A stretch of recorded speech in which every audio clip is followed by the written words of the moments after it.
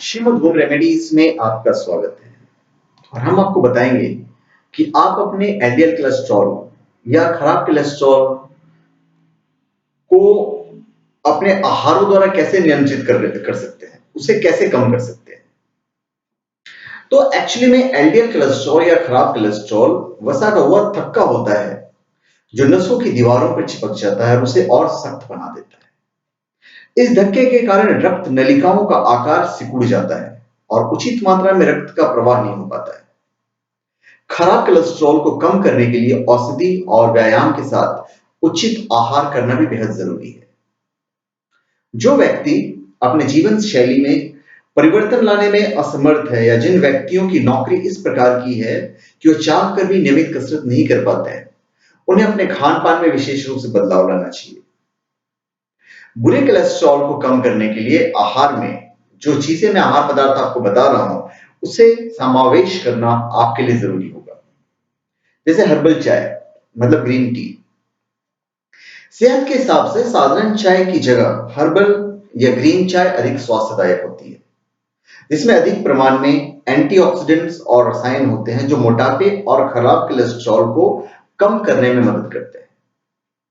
फिर साबुत अनाज जो होल ग्रेन्स होता है, जो लोग अपने भोजन में साबुत अनाज जैसे कि अंकुरित धान या दलिया इत्यादि शामिल करते हैं, उनकी हृदय की रक्त वाहिनी की दीवार पतली रहती है और साथ ही उनमें मोटापे की समस्या अल्प रहती है। हृदय की रक्त वाहिनी जितनी लचीली और साफ रहेगी, उतना ही दिल और दिमाग का दौरा पड़ने का खतरा कम रहता है। फिर सूखा मेवा मतलब ड्राई फ्रूट्स। पिस्ता खाने से एलडीएल कोलेस्ट्रॉल की मात्रा कम हो जाती है।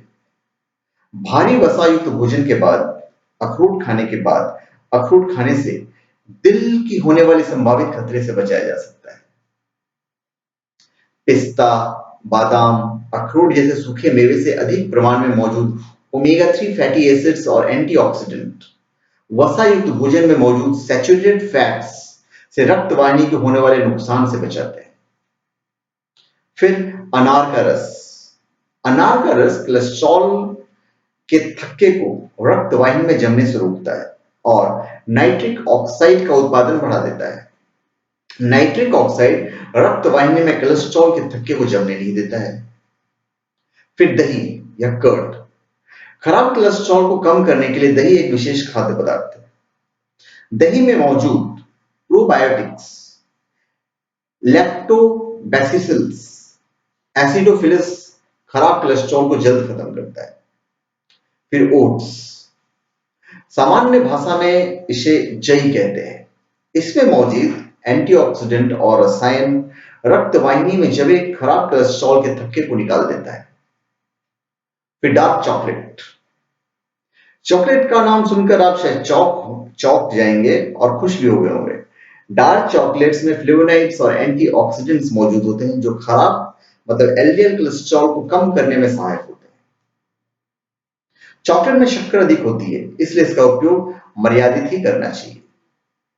फिर तेल। खाना बनाने के लिए आपको जैतून का तेल, ऑलिव ऑयल अच्छा होता है।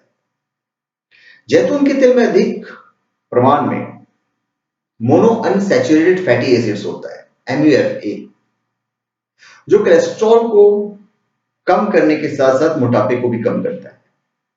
भोजन बनाते समय तेल का इस्तेमाल कम से कम करना चाहिए। इसके लिए आप नॉन स्टिक कुकवेयर का इस्तेमाल कर सकते हैं। एक ही तरह का खाद्य तेल इस्तेमाल करने की जगह आप बारी बारी से इसे बदल भी सकते हैं। फिर अलसी, फ्लैक्स सीड्स। अलसी का तेल हृदय के लिए बेहद लाभकारी होता है। अलसी में फाइबर और प्रोटीन प्रचुर मात्रा में होता है। रोजाना 8 ग्राम अलसी के बीज खाने से रक्तचाप को नियंत्रित रखने में मदद मिलता है। फिर एवोकेडो, यह एक बेहद उपयोगी और स्वास्थ्यकर फल है। इसमें मौजूद विटामिन्स, एंटीऑक्सीडेंट्स और रसायन शरीर में जमे खराब कोलेस्ट्रॉल को कम करते हैं और रक्त वाहिनी की जो लवचिकता है, फ्लेक्सिबिलिटी है, उसे बढ़ाते हैं। कोलेस्ट्रॉल की बढ़ी हुई मात्रा को नियंत्रित करने के लिए कई प्रकार के आहार पदार्थों को आहार में शामिल करना चाहिए। खराब कोलेस्ट्रॉल को नियंत्रित कर हृदय रोग के साथ मधुमेह का जोखिम भी कम किया जा सकता है। कोलेस्ट्रॉल को कम करने के लिए आहार संबंधी अधिक जानकारी के लिए आप अपने डॉक्टर या आहार विशेषज्ञ की सलाह ले सकते हैं, जो आपके डायटीशियन। तो धन्यवाद। आप प्लीज हमारे चैनल में सब्सक्राइब करें और अपने कमेंट दीजिए।